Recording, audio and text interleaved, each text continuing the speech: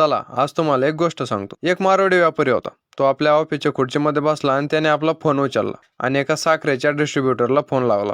त्याने त्याच्याकडून साखरेचे रेट विचारले आणि फोन कट केला।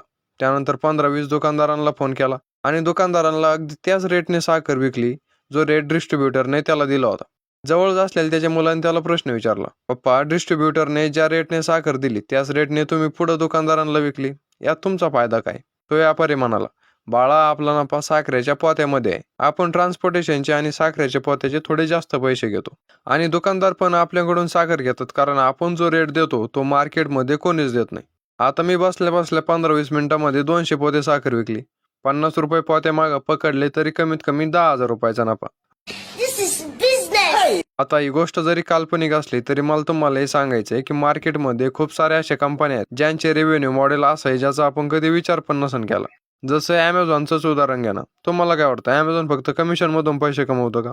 नाही, सेलर जे पैसे ॲमेझॉनवर जाहिरात लावण्यासाठी खर्च करतात तो सुद्धा ॲमेझॉनचा मोठा रेव्हेन्यू सोर्स आहे। आणखीन खूप सारे रेव्हेन्यू सोर्स आहेत।